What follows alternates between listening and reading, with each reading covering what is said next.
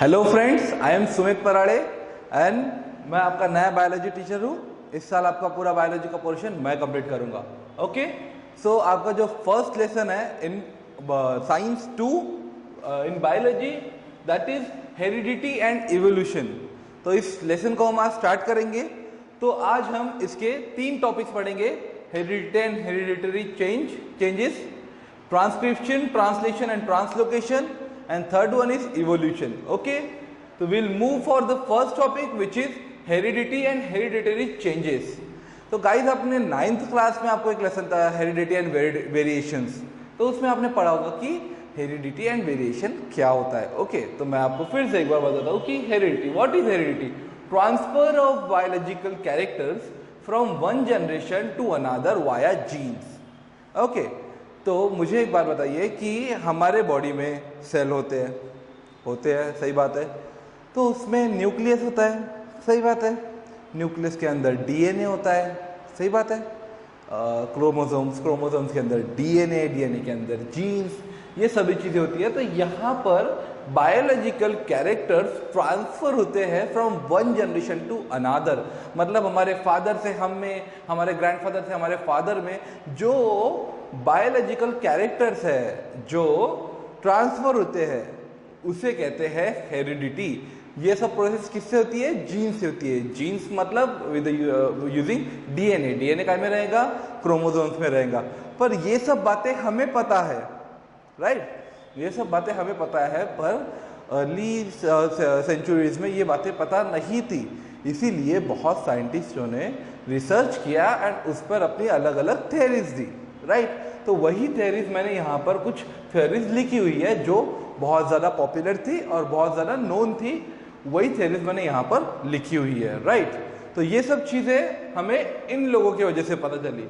तो first will move for Hugo de Vries, right? In 1901 उन्होंने बताया, ह्यूगो डी वेराइस ने, कि उनकी जो थ्योरी जो थी वो थी म्यूटेशन थ्योरी। ओके, उनकी थ्योरी थी म्यूटेशन थ्योरी, जो हम आगे पढ़ने वाले हैं। तो वो थ्योरी जो है वो एक्चुअली हेरिडिटी को बता नहीं पाई, राइट? इसीलिए फिर दूसरे साइंटिस्टों ने ट्राई किया। जो सेकेंड थे वो वॉल्टर और सुटॉन थे। उन्होंने फर्स्ट टाइम 1902 में ये ग्रासहॉपर के अंदर, ग्रासहॉपर मतलब जो ग्रास के ऊपर जो रहता है, पान घोड़ा बोलते हैं अपन, वो, ठीक है? तो ग्रासहॉपर के अंदर first time pair of chromosome find किया। तब तक उसके पहले किसी को पता भी नहीं था कि क्रोमोसोम क्या होते हैं, राइट? तो थर्ड जो थ्योरी है ये 1944 में कुछ 3 साइंटिस्टों की जोड़ी थी, इसीलिए उसको ट्राई ऑफ साइंटिस्ट कहते हैं। तो उसमें Oswald Avery, Maclyn McCarty and Colin MacLeod, ये तीनों साइंटिस्ट थे जिन्होंने हमें पहली बार ये बताया कि डीएनए जो है ये जेनेटिक मटेरियल रहता है जो लिविंग ऑर्गेनिजम्स रहते हैं, एक्सेप्ट वायरस। ओके, वायरस में क्या है, हमने अर्ली क्लास में पढ़ा हुआ है। वायरस में जो डीएनए मटेरियल, जेनेटिक मटेरियल जो रहता है वो रहता है आरएनए, राइट? तो इन तीनों ने बताया कि डीएनए ये लिविंग ऑर्गेनिजम्स में जेनेटिक मटेरियल करके पाया जाता है। ओके, उसके बाद में 1961 में Francois Jacob and Jacques Monod, इन्होंने एक मॉडल बनाया था जिस मॉडल ने बताया था process of protein synthesis, right? उस मॉडल ने प्रोसेस ऑफ प्रोटीन सिंथेसिस को एक्सप्लेन किया था। ये सब चीज़ें जो है वो हम बाद में, जो बड़े तुम्हारे मैच्योर क्लासेस में, मतलब 11th 12th में डिटेल में पढ़ेंगे। तो फिलहाल आपको हेरिडिटी एंड हेरिडिटरी चेंजेस में ये बेसिक सी चीज़ें हैं। उन्होंने बताई कि कौन कौन सी थ्योरीज थी, क्या क्या लोगों ने क्या क्या निकाला। जैसे ह्यूगो डी वेराइस ने म्यूटेशन थ्योरी बताई, जो हम आगे पढ़ेंगे, और वॉल्टर एंड सुटन ने उनकी ग्रासहॉपर से क्रोमोसोम बताए। बाकी ट्राई ऑफ साइंटिस्ट ने बताया, Oswald Avery, Maclyn McCarty, Colin MacLeod, इन्होंने डीएनए ये जेनेटिक मटेरियल है in living organism except viruses, ये बताया। And Francois Jacob and Jacob Monod, इन्होंने प्रोटीन सिंथेसिस का एक मॉडल बताया था, राइट? जिससे प्रोटीन सिंथेसिस का प्रोसेस होगा, इसका मॉडल बताया था, राइट? तो ये आपका फर्स्ट पोर्शन हो गया। बहुत छोटे छोटे पोर्शन है, राइटअप जो रहेगा वो मैं बहुत कम करूंगा बोर्ड पे। आपको पूरा वीडियो डिटेल में देखना है और उसको अच्छे से समझ लेना है, सही बात है? तो हम सेकंड टॉपिक की तरफ जाते हैं, which is transcription, translation and translocation. Okay, तीनों ट्रांस करके रखे हुए हैं, सही बात है? कंफ्यूजन बहुत बार अकर होता है इन सब चीजों में, बट फिर भी हम इसे डिटेल में समझाएंगे। ओके, तो मुझे एक बात बताइए कि हमें क्या पता है कि लिविंग ऑर्गेनिजम्स में डीएनए जो है ये जेनेटिक मटेरियल है, और हमने ये भी पढ़ा हुआ है कि ह्यूमन बॉडी में सेल्स होते हैं। अगर ये हो गए सेल, ये बड़ा हो गया सेल। ओके, तो सेल के अंदर क्या होता है भाई साहब? बहुत सारी चीजें होती है। उसके अंदर और एक सबसे इंपॉर्टेंट चीज रहती है न्यूक्लियस। ओके, ये हो गया न्यूक्लियस और ये हो गया सेल। और सेल के अंदर न्यूक्लियस को छोड़ के क्या रहता है? वो रहता है साइटोप्लाज्म। ओके, तो ये न्यूक्लियस हो गया और ये साइटोप्लाज्म हो गया। सही बात है। तो जो जेनेटिक मटेरियल की बात करते हैं हम, डीएनए माने क्या? डीएनए माने डीऑक्सीकार्बो। तो डीएनए और दूसरा रहेगा आरएनए। ओके, तो डीऑक्सीकार्बो न्यूक्लिक एसिड और आरएनए माने राइबो न्यूक्लिक एसिड, राइट। तो आरएनए के हमें और डिटेल में कुछ चीजें पता है। सही बात है। तो आरएनए क्या क्या होते हैं इस पे हम आगे बात करेंगे। तो हमने अर्ली क्लासेस में पढ़ा हुआ है कि डीएनए कहाँ पाया जाता है?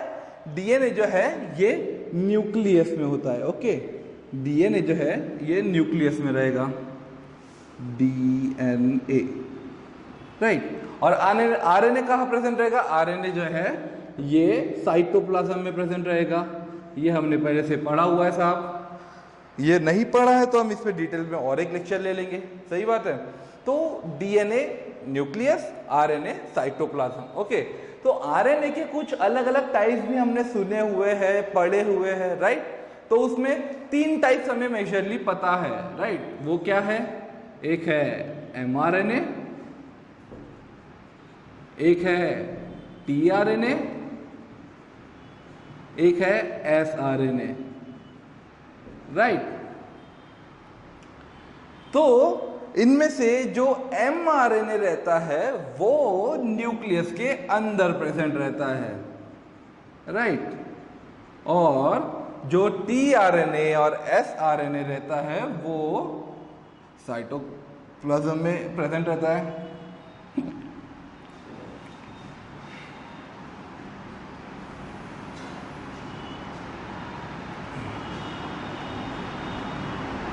ये जो लेटर्स रहेंगे हमेशा ये स्मॉल रहेंगे, ठीक है, M T S, right. Okay, तो अब ये बेसिक चीजें हो गई, ये बेसिक चीजें आपको पता चल गई। तो यहां आप इसको एक बार ड्रॉ कर लीजिए।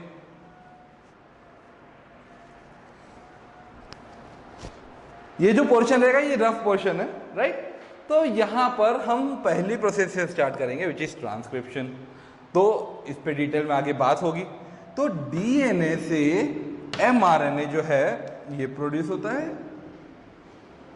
ये बात हमें पता नहीं चाहिए कि न्यूक्लियस में डीएनए से एमआरएनए प्रोड्यूस होता है और एमआरएनए से ये एमआरएनए जो है ये साइटोप्लाज्म में आएगा।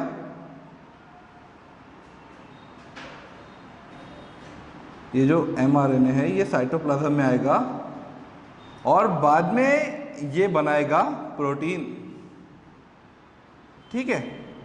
ये क्या बनाएगा भाई साहब? प्रोटीन बनाएगा। ये जो स्टेप्स है ये बेसिक स्टेप्स है, राइट, जो हम पूरा पढ़ने वाला है, transcription, translation and translocation. Okay, यही स्टेप्स रहने वाले हैं। ये आपको मैंने सिंपलर वे में बता दिया। अब इसमें डीएनए टू एमआरएनए जो प्रोसीजर रहेगी उसे कहेंगे हम ट्रांसक्रिप्शन।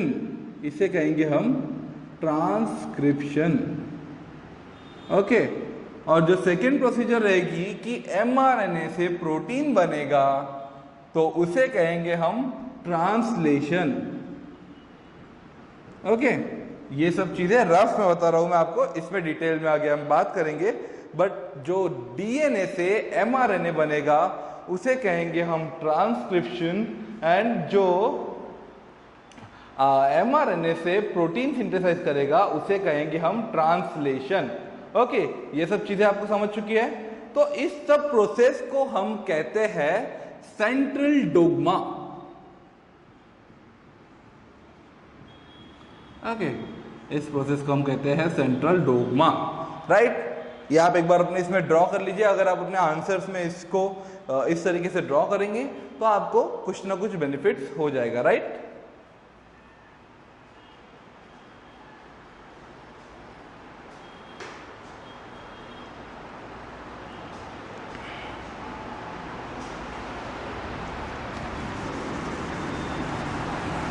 तो हम आगे बढ़ते हैं अभी कि इसे जो थेरोटिकल है पूरा डिटेल में हमें जो समझना है, राइट, उसे समझते हैं। तो जो डीएनए जो है ये क्या है, जेनेटिक मटेरियल है, राइट। तो वो रहेगा न्यूक्लियस में प्रेजेंट। और आपको अगर पता होगा कि डीएनए में जो न्यूक्लियोटाइड्स रहते हैं, वो क्या क्या रहते हैं,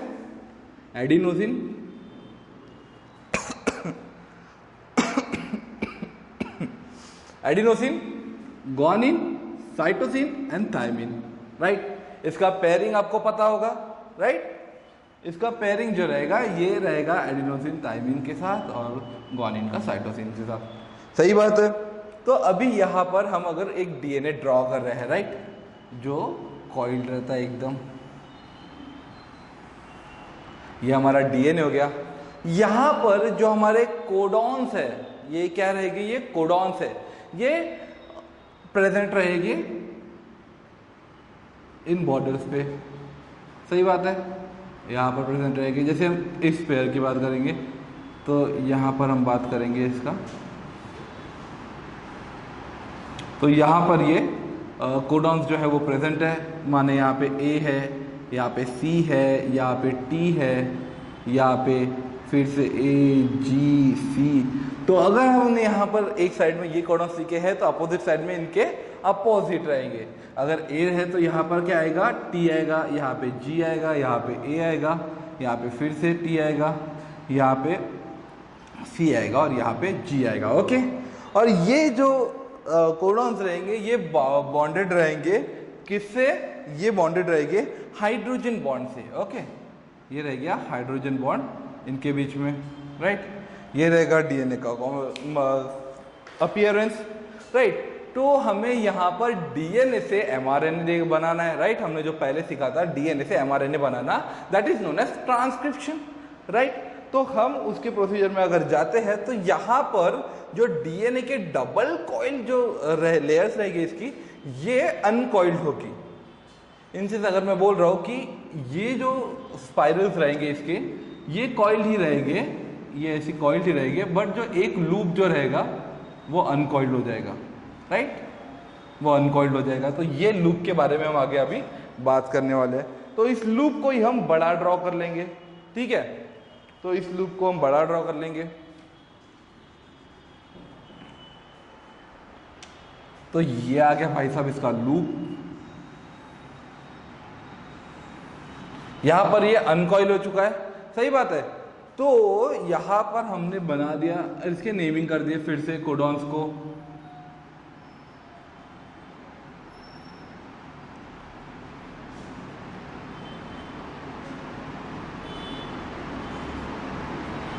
ठीक है। ये हमने कोडॉन्स को नाम दे दिया।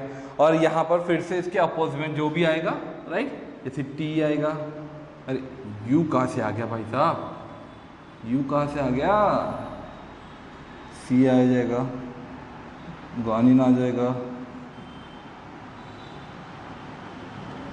यहाँ पर आएगा टी, यहाँ पर आएगा सी, यहाँ पर आएगा जी, ठीक है। ये आ गए कोडॉन्स के नाम। और अब आगे में ये डीएनए से हमको एमआरएनए बनाना है, राइट। पर हमें एक बात याद होगी कि एमआरएनए मतलब आरएनए में जो थायमिन रहता है ये प्रेजेंट नहीं रहता है, इसकी जगह क्या रहता है, इसके जगह प्रेजेंट रहता है यूरासिल, ओके, यूरासिल प्रेजेंट रहता है। तो यहाँ पर जो न्यूक्लियस रहेगा, न्यूक्लियस के अंदर बहुत सारे अदर टर्म्स भी प्रेजेंट रहते हैं, बहुत सारे अदर पार्टिकल्स भी प्रेजेंट रहते हैं। तो उसमें से एक लेयर जो है इन दोनों के बीच में इनका जो बॉन्ड है, ये बॉन्ड को कट कर देगी। इसका जो बॉन्ड रहेगा यहाँ पर हाइड्रोजन बॉन्ड, इस हाइड्रोजन बॉन्ड को वो कट कर देगी। ये जो हाइड्रोजन बॉन्ड रहेगा इनका वो ऑटोमेटिकली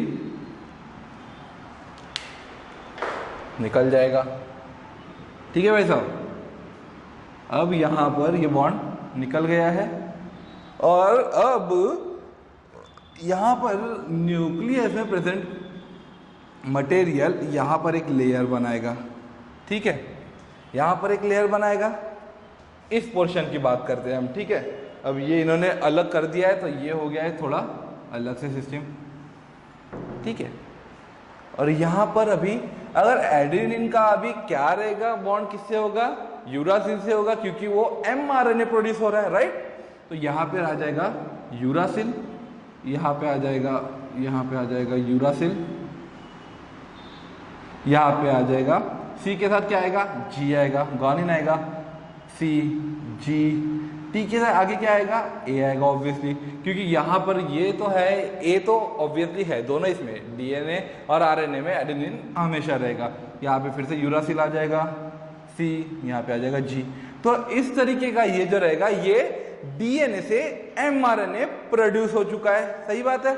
और ये बाय द टाइम साइटोप्लाज्म के बाहर चले जाएगा, and this very much process is known as transcription. इसी प्रोसेस को कहते हैं ट्रांसक्रिप्शन। कि आप ये नोट डाउन कर लीजिए कि जो डीएनए रहेगा उससे क्लियरली हमने एमआरएनए बना लिया है। एमआरएनए माने क्या सर, एमआरएनए माने मैसेंजर आरएनए, राइट। तो मैसेंजर आरएनए जो रहेगा ये न्यूक्लियस में बनेगा और वो साइटोप्लाज्म में चले जाएगा, राइट।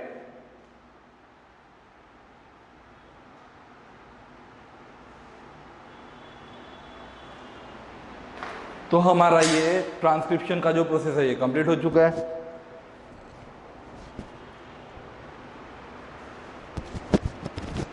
अब हम आगे बढ़ेंगे। अरे हाँ, और एक छोटी सी बात रहेगी कि जब यहाँ पर ये जो कॉइल है ये एमआरएनए बन चुका है, सही बात है।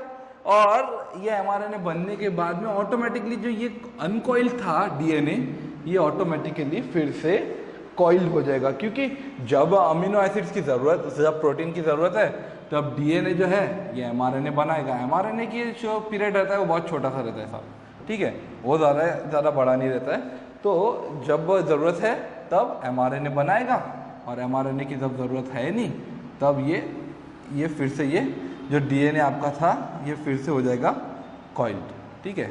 और यहाँ पे फिर से जो बॉन्ड्स है वो बन जाएंगे, राइट। तो ये जो डीएनए पहले स्पाइरल जो उसका खुला हुआ था वो फिर से एक बार कॉइल्ड हो जाएगा, राइट। तो ये हमारा पूरा समझ में हो चुका है।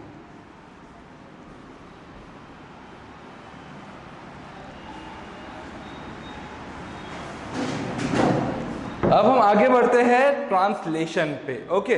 तो ट्रांसलेशन क्या प्रोसेस लगती है आपको क्या लगता है, ट्रांसलेशन माने क्या? इंग्लिश में पढ़ते हैं, मराठी में पढ़ते हैं। ट्रांसलेशन माने क्या? तो ट्रांसलेशन माने एक चीज को दूसरी चीज में ट्रांसलेट करना, ट्रांसलेट माने कन्वर्ट करना। तो हम ट्रांसलेशन में हमने जो हमारी पहली डायग्राम में पढ़ा था, क्या कर रहे हैं हम कि एमआरएनए को प्रोटीन में कन्वर्ट कर रहे हैं, सही बात है।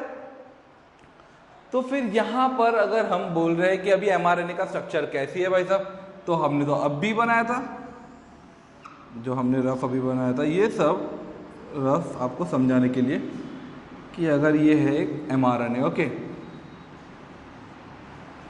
ये एमआरएनए के ऊपर क्या आ जाएंगे, कोडॉन्स आ जाएंगे, राइट।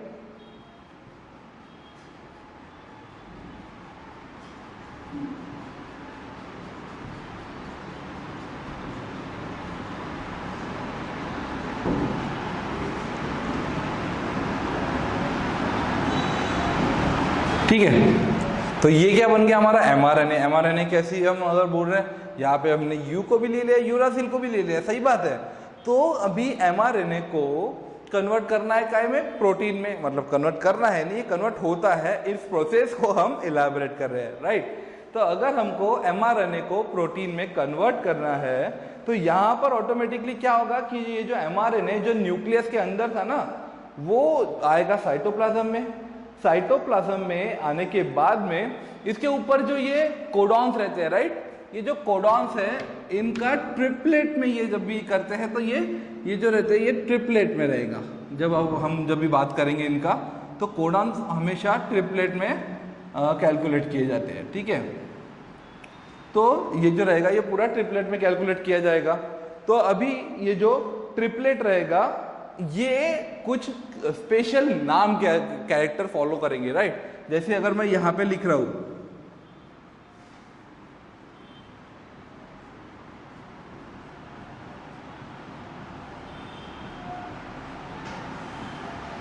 ठीक है, ये मैंने जो यहां पर लिखा हुआ है, तो इसमें आपको क्या समझ रहा है आप एक बार देखिए बराबर।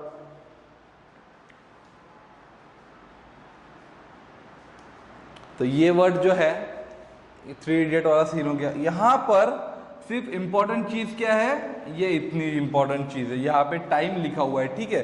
तो यहाँ पर जो mRNA रहेगा इसमें कुछ इनिशिएटिव जो कोडॉन्स रहेंगे वो प्रोटीन के लिए अमीनो एसिड्स को जो कॉल करता है उसके काम में आएंगे, राइट। तो इसको हम अगर डिटेल्स में जाते हैं, ठीक है, इसको आपको एक अच्छे से डिटेल में इलैबोरेट करते हैं कि यहां पर जो mRNA रहेगा, ये mRNA साइटोप्लाज्म में आ चुका है।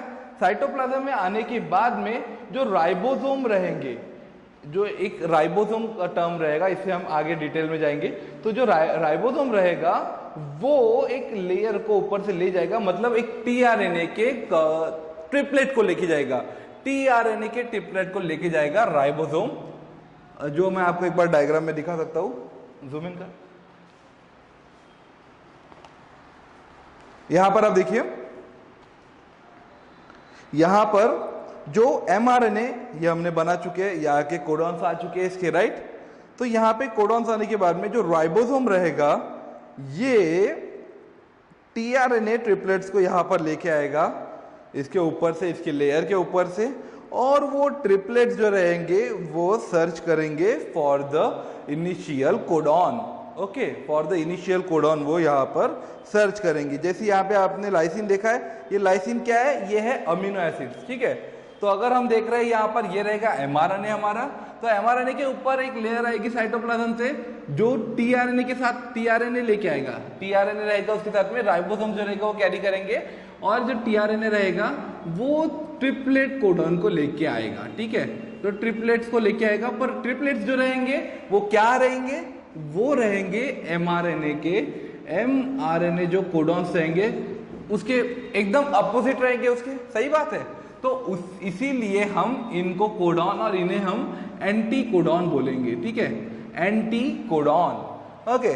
तो यहाँ पर जब ये ट्रिपलेट्स लेके आता है, तो मैंने जब यहाँ पे वर्ड लिखा हुआ था तो वहां पे स्टार्टिंग में मतलब क्या वर्ड उसमें मतलब का था, उसमें एक टाइम करके वर्ड ही मतलब का था। इसी तरीके से ये जो राइबोसोम कैरी करेगा टीआरएनए को, और टीआरएनए जो कोडॉन्स लाएगा, ये कोडॉन्स क्या करेंगे, इनके साथ में एक एक अमीनो एसिड, मतलब जो प्रोटीन सिंथेसिस के काम आता है वो यहाँ पर प्रेजेंट रहेगा, ठीक है। तो ये इनके साथ में, एक के साथ में लगा हुआ रहेगा, और ये पढ़ते पढ़ते जाएगा, इसके ऊपर से जो भी जो ये रहेगा ये इधर से पढ़ते पढ़ते जाएगा कि इसमें से कौन सा चीज हमारे लिए काम का है, कौन सा नहीं है। और जहां पर AUG आता है, ठीक है, ये आपको हायर स्टडीज में पता चलेगा कि जहां पर AUG आता है ये रहता है इनिशियल कोडॉन, ओके। आपके पेपर में, एग्जाम्स में आप लिख सकते हैं इसको डिटेल में। तो ये जो AUG रहेगा, यहाँ पे AUG आ गया तो तब पता चल गया है टीआरएनए को कि ये भाई हमारा मतलब का काम है। तो यहाँ पर क्या करेगा, यहाँ पर ये अपना एक अमीनो एसिड छोड़ देगा, अमीनो एसिड यहाँ पे छोड़ देगा, और ये जो टीआरएनए है वो वापस चले जाएगा, इसके जगह पे दूसरा टीआरएनए आएगा, और बाकी फिर ट्रिपलेट कोडॉन के साथ में वो अपना एक एक अमीनो एसिड, माना कि जैसे ये ट्रिपलेट के लिए अमीनो एसिड 2 छोड़ के गया है, ये वाले ट्रिपलेट के लिए यहाँ पर इतने ट्रिपलेट के लिए ये जो है यहाँ पर, इसके लिए ये अमीनो एसिड 3, ये जो रहेगा इसका चार्ट रहेगा, आपके हायर स्टडीज में आपको पता चलेगा। बेसिक आपको क्या है कि ये इनिशियल कोडॉन से स्टार्ट होगा, एंड फिर ये अपने कोडॉन्स जो है, जो पूरा मैसेज जो है, जो मैसेज mRNA लाया हुआ है वो मैसेज ये रीड करेगा, एंड ये फिर आगे में जाके एक रहेगा एंड कोडॉन जो रहेगा, तो वो एंड कोडॉन पे ये सब मैसेज खत्म होगा, ठीक है। अब ये जो कोडॉन्स एंड अमीनो एसिड्स जो रहेंगे, ये अमीनो एसिड्स क्या करेंगे, अपने को पता है कि प्रोटीन किससे सिंथेसिस होता है, प्रोटीन जो होता है ये प्रोटीन अमीनो एसिड से सिंथेसाइज होता है, पर कितने अमीनो एसिड से हमें पता है क्या, हाँ साहब ये भी पता है। तो यहाँ पे ऑल दो 20 अमीनो एसिड्स हमारे ह्यूमन बॉडी में प्रेजेंट होते हैं, ठीक है। 20 अमीनो एसिड्स हमारे ह्यूमन बॉडी में प्रेजेंट होते हैं और उनके अलग अलग वेरिएशन से हमारा बॉडी में प्रोटीन बनता है, ओके। तो ये जो मैसेज रहेगा, जो mRNA ने मैसेज लाया हुआ है, ये mRNA मैसेज देगा इसको कि भाई साहब आपको ये प्रोटीन बनाना है। मतलब इनकेस प्रोटीन बनाने के लिए amino acid 1, amino acid 2, amino acid 3, ये 3 अमीनो एसिड से हमारा एक प्रोटीन बन रहा है। तो ये ऐसे डिफरेंट टाइप्स ऑफ प्रोटीन हमें मिलेंगे क्योंकि मैसेंजर आरएनए ने ऐसा मैसेज बना के लाया है कि आपको ये वाला प्रोटीन चाहिए अपनी बॉडी के लिए। बॉडी के लिए क्यों? तो प्रोटीन से बहुत सारी प्रोसेस होती है हमारी बॉडी में, तो उसी के लिए हमें इस तरीके का प्रोटीन चाहिए। तो हमने इन अमीनो एसिड से हम उसको प्रोटीन बना दिया आगे जाकर। तो इससे क्या हो जाएगा, ये mRNA ने अपना काम कर लिया है और यहाँ पे ऑटोमेटिकली प्रोटीन बन जाएगा। अमीनो एसिड्स मिल चुके हैं तो प्रोटीन बन जाएगा। इस प्रोसेस को कहते हैं ट्रांसलेशन, ओके। तो इस प्रोसेस को कहते हैं ट्रांसलेशन। mRNA से राइबोसोम्स जो है, राइबोसोम्स के पास टीआरएनए आएंगे। टीआरएनए जो रहेगी, टीआरएनए एक अमीनो एसिड कैरी करेगा, वो मैसेज रीड करेगा। इसमें से जो कोडॉन्स रहेंगे ये ट्रिपलेट के फॉर्म में, जो ट्रिपलेट कोडॉन्स रहेंगे इनको रीड करेंगे। उसके अपोजिट में जो रहेंगे वो एंटी कोडॉन्स रहेंगे, जो ये रहेंगे टीआरएनए पे जो रहेंगे ये एंटी कोडॉन्स रहेंगे। यहाँ पे जैसे ए पे आ गया यू पे आ गया ए, जी पे आ गया सी, ये इसके एंटीकोडॉन्स रहेंगे। और एंटीकोडॉन्स वो रीड करने के बाद में उनका मैसेज समझ जाएगा उनको, और वो वहां पे अपना अमीनो एसिड ड्रॉप करेंगे, चले जाएंगे। दूसरा टीआरएनए आएगा, मैसेज रीड करेगा और छोड़ के चले जाएगा। और इस प्रोसेस के बाद क्या हो जाएगा, इवेंचुअली ये जो mRNA हमने देखा हुआ है ये डिस्ट्रॉय हो जाएगा, वेस्ट में चले जाएगा। क्योंकि mRNA जब प्रोडक्शन ऑफ प्रोटीन रहेगा तभी mRNA डीएनए बनाएगा और तब तक के लिए वो काम में आएगा, बाद में वो चले जाएगा, ठीक है। तो ये हमारा ट्रांसलेशन हो चुका है।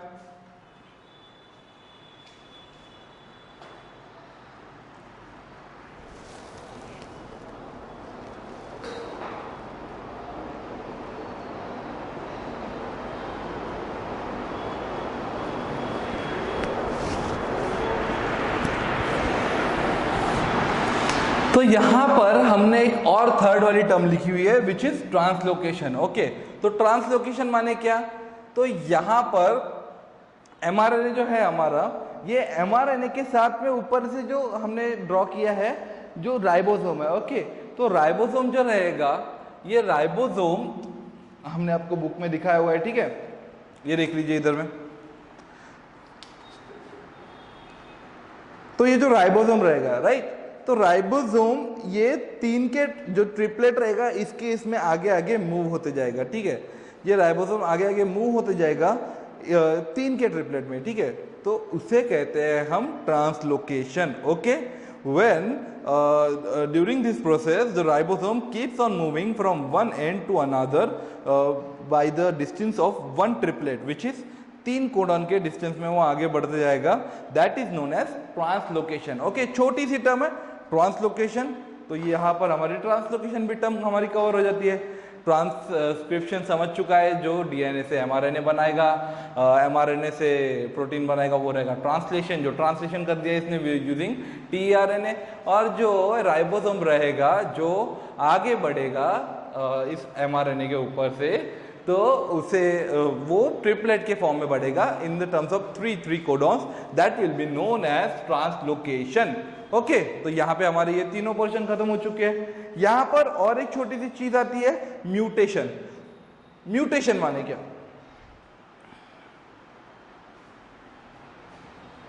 ये सब हो चुका है।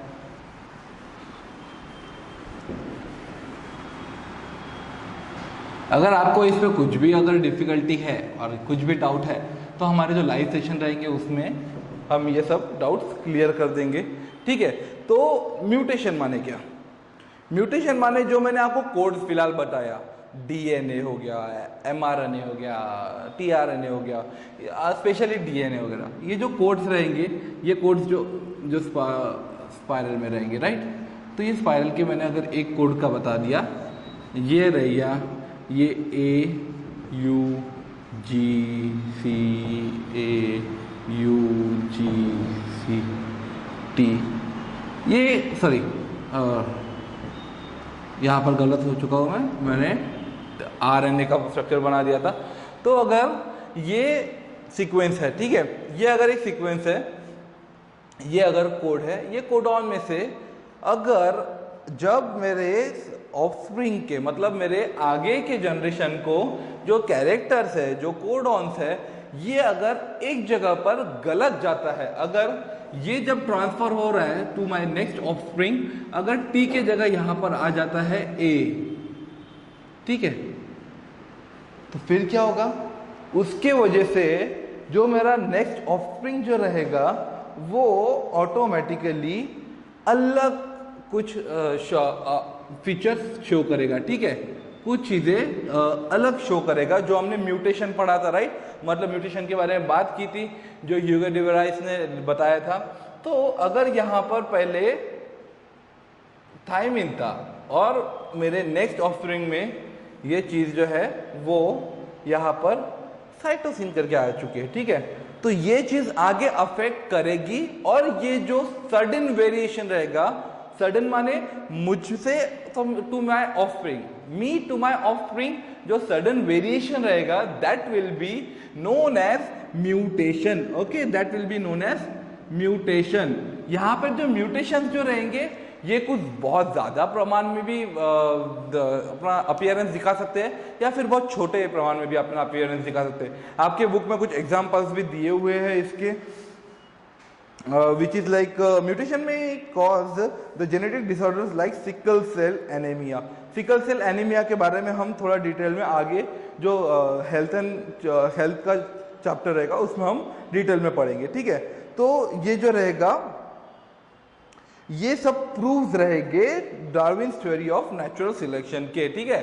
तो ये जो रहेगा ये म्यूटेशन, ये तो म्यूटेशन हमको समझ चुका है कि जो एकदम सडन वेरिएशन रहेगा तो उसको उन्होंने डिराइव किया है म्यूटेशन करके, क्योंकि जो हमारे सीक्वेंसेस रहेंगे, जो कोडॉन्स रहेंगे, उसमें एक अलग से कभी वेरिएशन आ जाता है तो उसमें वो सडन वेरिएशन नोटिस करके हमें दिख जाएगा, राइट।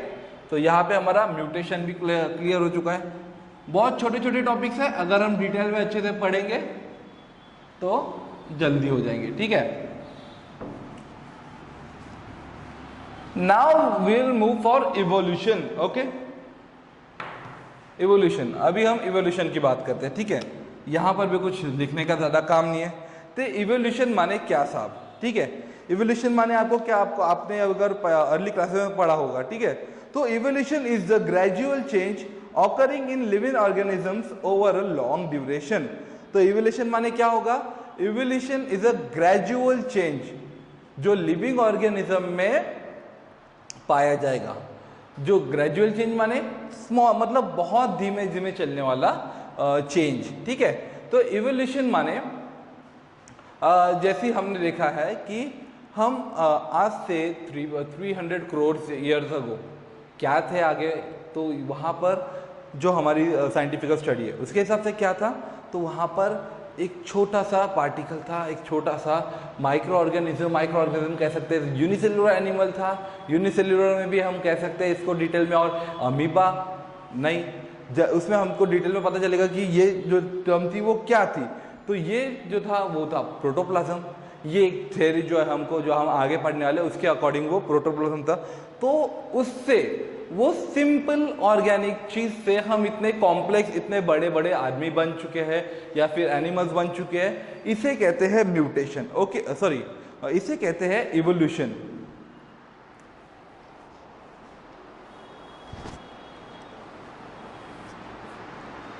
ठीक है। तो इवोल्यूशन जो रहेगा ये स्टार से लेके प्लैनेट को लेके, तो छोटे से माइक्रो ऑर्गेनिज्म से, यूनिसेल्युलर ऑर्गेनिज्म से, मल्टीसेल्युलर ह्यूज एनिमल्स तक के, या फिर यूनिसेल्युलर प्लांट टिश्यू से बड़े बड़े ट्रीज तक के, इन सभी चीज़ों में जो इवोल्यूशन रहेगा ये इन्वॉल्व रहेगा, ठीक है।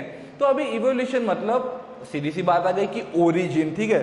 तो जब हम आगे आगे बढ़ते गए, हमारी लाइफ आगे आगे बढ़ते गई, तो हमारे जो साइंटिस्ट है उनमें एक क्यूरियोसिटी जागी कि बाबा अगर हम बोल रहे हैं कि हमारा ओरिजिन ऑफ लाइफ क्या है, राइट। जैसे कि हम बोलते हैं कि 3.5 बिलियन ईयर्स अगो जो ये अर्थ है, ये अर्थ जो है वो लाइफ जो है हमारे अर्थ पे स्टार्ट हुई थी, ठीक है, 3.5 बिलियन ईयर्स अगो। तो वहाँ पर एकदम सिंपल ऑर्गेनिक कंपाउंड थे, ठीक है, और सिंपल ऑर्गेनिक कंपाउंड से फिर कॉम्प्लेक्स कंपाउंड बने, कॉम्प्लेक्स से फिर हम इतने बड़े बड़े एनिमल्स बन चुके हैं, जैसे वेल हो चुका है, राइट, एक छोटे से सिंपल ऑर्गेनिक कंपाउंड से। तो प्रोटोप्लाज्म से अगर बोले तो ये बहुत बड़े वेल बन चुके हैं, सबसे बड़ा अगर बोले हम लिविंग बीइंग तो एनिमल में वेल आता है, राइट। तो ये सब चीज़ें हैं। तो यहाँ पर इवोल्यूशन कैसे वर्क करेगा, तो अगर हम देखेंगे तो यहाँ पर कुछ थेयरीज लोगों ने बताई हुई थी, ठीक है, कुछ जब क्यूरियोसिटी जागी तो बहुत साइंटिस्ट, बहुत धर्म के ज्ञानी लोग, उन्होंने क्या किया, उन्होंने अपनी थेयरीज लगाई। तो वहाँ पे हमने एक पहली थेयरी देखी थी, यहाँ पे मैंने कुछ थेयरीज लिखी है जो बहुत ज़्यादा पॉपुलर थी, ठीक है। तो एक जो थ्योरी थी which is theory of special creation, ठीक है। तो ये जो एक कुछ ग्रीक सेंट थे, तो उन्होंने क्या किया था, थ्योरी ऑफ स्पेशल क्रिएशन आगे रखी थी, और उन्होंने कहा था कि बाबा ये भगवान ने बनाया है, वो जो पार्टिकल था वो भगवान ने बनाया, और बस उससे सभी ऑर्गेनिज्म बन चुके हैं, ठीक है। पर यहाँ पर क्या था, थ्योरी ऑफ स्पेशल क्रिएशन के लिए कोई स्पेसिफिक प्रूफ, कोई ठोस प्रूफ हमारे पास में नहीं था, उसके वजह से ये स्पेशल क्रिएशन की जो थ्योरी थी उसे एक्सेप्ट नहीं किया गया, ठीक है। सेकेंड एक थ्योरी थी थ्योरी ऑफ पैंसपर्मिया। पैंसपर्मिया माने क्या, इस थ्योरी में उन्होंने क्या कहा कि एक मेटेओराइट माने क्या, मेटेओराइट जो अर्थ के बाहर से जो अदर रॉक टाइप सब्सटेंस वगैरह जो रहेगा, बहुत बड़े साइज में रहते हैं, वो एक मेटेओराइट अर्थ पे आके गिरा, एंड उस मेटेओराइट में कुछ माइक्रो ऑर्गेनिजम्स थे। वो माइक्रो ऑर्गेनिजम्स वो हमारे अर्थ में उतरे, मतलब ऑब्वियसली वो जब मेटेओराइट क्रैश हुआ उसमें से वो माइक्रो ऑर्गेनिज्म स्प्रेड हो गए, और उसमें से फिर जो लाइफ है वो हमारी प्लैनेट पे आ गई। पर ये सब बातें तो उसके बारे में प्रूफ नहीं मिला, तो ऑटोमेटिकली ये भी थ्योरी जो है ये भी कैंसिल हो गई भाई साहब, और ये भी कैंसिल हो गई। तो उसके बाद आती है थ्योरी ऑफ इवोल्यूशन, ठीक है। ये जो थ्योरी है यही हमको बहुत साल तक पढ़ने मिलने वाली है, हमने यही थ्योरी बहुत देर तक पढ़ी हुई है, सही बात है। तो थ्योरी ऑफ इवोल्यूशन के हिसाब से क्या, दो फर्स्ट लिविंग थिंग, ठीक है, जो फर्स्ट लिविंग थिंग था तो वो था प्रोटोप्लाज्म। उन्होंने कहा कि फर्स्ट लिविंग बीइंग जो था वो था प्रोटोप्लाज्म, लिविंग पार्टिकल ऑर्गेनिज्म जो भी है वो प्रोटोप्लाज्म था, और वो कहाँ पे मिला, पानी में मिला, ओशियन में। उसने ओशन में पैदा हुआ, जो पहला लिविंग बीइंग था जो था प्रोटोप्लाज्म, उन्होंने कहा। फिर by the process of time, by the due course of time unicellular organism form हुए, ठीक है।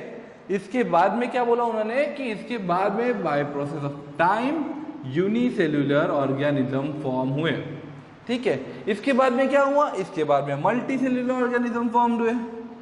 मल्टी सेल्युलर माने क्या, मल्टी सेल्युलर माने हम, मतलब सिर्फ हम नहीं, सभी ऑर्गेनिज्म लिविंग बीइंग जितने भी ऑर्गेनिज्म है सब मल्टी सेल्युलर, बहुत सारे, ठीक है। तो वो मल्टी सेल्युलर बॉर्न हुए। तो ये सब क्या था, ये जो था ये ग्रेजुअल पीरियड में हुआ प्रोग्रेस था, इसीलिए ये जो है सब कुछ इसे इवोल्यूशन कहा जाता है। ये बहुत स्मॉल स्लो प्रोसेस थी, 300 करोड़ ईयर्स लगे इस सब प्रोसेस को अप्रॉक्सीमेटली, ठीक है, एकदम डॉट तो किसी को नहीं पता, तो अप्रॉक्सीमेटली ये सब प्रोसेस हुई। एंड मतलब इसके इन्होंने प्रूफ दिखा है, ये आप हायर स्टडीज में पढ़ेंगे, जैसे मीथेन रहेगा, H2O रहेगा, बाद में कार्बन डाइऑक्साइड रहेगा, ये सब चीज़ें जब मिलती है तब यहाँ पर वो प्रोसेस उन्होंने आगे में इन डिटेल बताई हुई है। जब हमारे रेगुलर लेक्चर्स होंगे तो हम इंटरेस्टिंग फैक्ट्स करके एक अलग से एक लेक्चर लेंगे, उसमें हम डिटेल में आपको ये सब बातें बता देंगे, ठीक है। तो यहाँ पे उन्होंने क्या कहा, प्रोटोप्लाज्म में प्रोटोप्लाज्म ओशन में पहली बार आया, मतलब जो क्रिएट हुआ सिंपल ऑर्गेनिक चीज़ों से, और बाद में वो यूनिसेल्युलर एनिमल पैदा हुआ, और बाद में मल्टीसेल्युलर एनिमल बन गया उसके हिसाब से। तो ये उन्होंने एक ब्रॉडली कहा कि ये था theory of evolution. Theory of evolution मतलब किस तरीके से हमारा ओरिजिन ऑफ लाइफ हुआ भाई साहब, ठीक है। तो ये सब चीज़ें कैसे किसमें, मल्टी डायमेंशनल चीज़ में थी, and this led to evolution of different types of organisms. इससे क्या हो गया, सभी डिफरेंट टाइप्स ऑफ ऑर्गेनिजम्स का इवोल्यूशन हो गया, मतलब सभी अलग अलग टाइप के जो ऑर्गेनिजम्स थे वो आ गए उसमें, मतलब क्रिएट हो गए।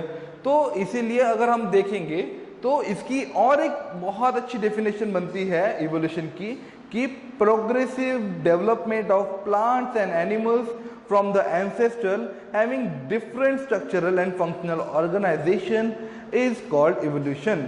तो ये कैसे बोले, progressive, right, progressive development of plant and animal, progressive development of plant and animal, उनके एंसेस्टर से जो उनसे अलग थे, ठीक है, यूनिसेल्युलर से मल्टीसेल्युलर का क्रिएशन हुआ, राइट, तो मल्टीसेल्युलर डेफिनेटली यूनिसेल्युलर से डिफरेंट है।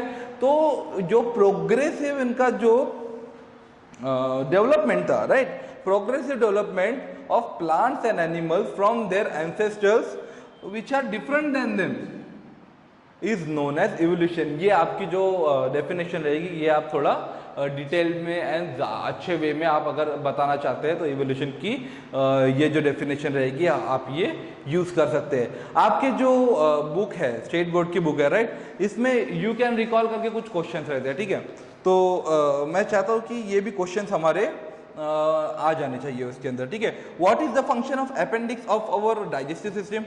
तो अपेंडिक्स डाइजेस्टिव सिस्टम में क्या काम करता है?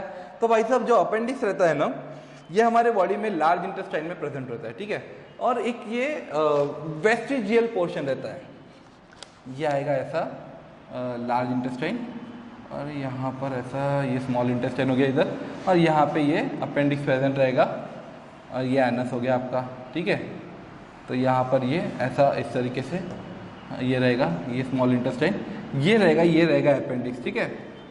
तो ये जो अपेंडिक्स रहेगा ये आपके बॉडी में डाइजेस्टिव सिस्टम में क्या काम करता है? तो क्या काम करता है? ये कुछ भी नहीं काम करता।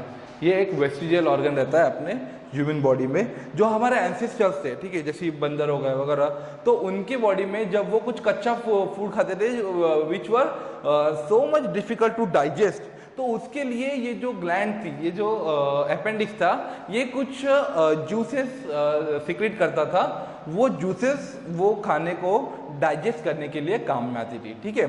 तो अभी वो सब चीज़ें तो बंद हो चुकी है, अभी हम कुक फूड खाते हैं, कच्चा फूड तो खाते नहीं है।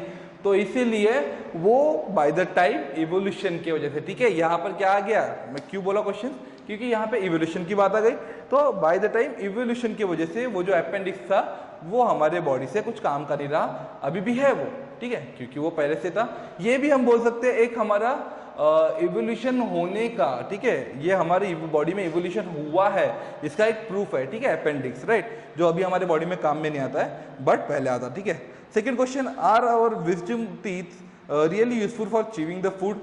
राइट, ये विजडम टीथ की बात अगर वही आती है कि पहले हमारे यहाँ पे हार्ड फूड अगर कुछ चबाते थे वगैरह, तो ये भी विजडम टीथ जो है वो एक लिमिट के बाद आता है, राइट, एक लिमिट के बाद आता है, जो आप अक्कलदाढ़ बोलते हैं मराठी में, राइट, तो ये एक टाइम के बाद आता है। तो ये टीथ अगर आपको च्यूइंग के लिए काम में आते हैं? नहीं भाई साहब, ये कुछ स्ट्रॉन्ग फूड मटेरियल से जो थे, जिसे तोड़ने के लिए ऑटोमेटिकली हम जब भी तोड़ते हैं ना, तो कोई चीज़ों को ये जो हमारे प्री मोलर टीथ रहते हैं इनको यूज़ करते हैं। बट अगर कुछ ज़्यादा बड़ा चीज़ रहता होगा तो हम उसे बहुत डीप पोर्शन में डालते हैं च्यू करने के लिए, पर वो हमारे एंसेस्टर करते थे, हम नहीं करते थे। That is also one of the proof of evolution. Third question, why did the huge animals like dinosaur become extinct? ये कैसे हुआ? डायनासोर के बारे में बहुत लोगों को लगता है, बहुत सारी थियरीज आई थी कि डायनासोर वगैरह कैसे मरे थे या फिर एक्सटिंक्ट हो गए हमारे प्लैनेट से। तो यहाँ पर एक बहुत ज़्यादा जानी मानी थियरी थी, मतलब बहुत लोगों ने अपनी थियरीज अरेंज की थी, बट यहाँ पे बहुत एक जानी मानी थियरी थी विच वॉज कि एक मेटेओराइट अर्थ के सरफेस पे आके गिरा था, एंड उससे क्या हुआ था, जब वो मेटेओराइट अर्थ के सरफेस पे गिरा तो उससे बहुत बड़ा मतलब जैसे गिरा तो उससे पूरा दूर मतलब माने क्या हो सकते हम, क्लाउड जो था पूरा, वो क्लाउड जो था पूरा स्मोक क्लाउड हो गया, ठीक है, जैसे क्रैश हुआ तो उससे स्मोक क्लाउड हो गया, तो उससे क्या हो गया, सनलाइट आना बंद हो गई, सनलाइट जो थी वो क्रॉस हो गई। तो सनलाइट अगर नीचे प्लांट्स पे नहीं आई तो प्लांट्स पे ऑटोमेटिकली फोटोसिंथेसिस नहीं हुआ, तो प्लांट्स मर गए, तो फिर जो हर्बीवोरस डायनासोर से वो दिक्कत में आ गए, और वो दिक्कत में आने के बाद कार्निवोरस भी आ गए क्योंकि वो भी बाय द टाइम एक्सटिंक्ट हो गए।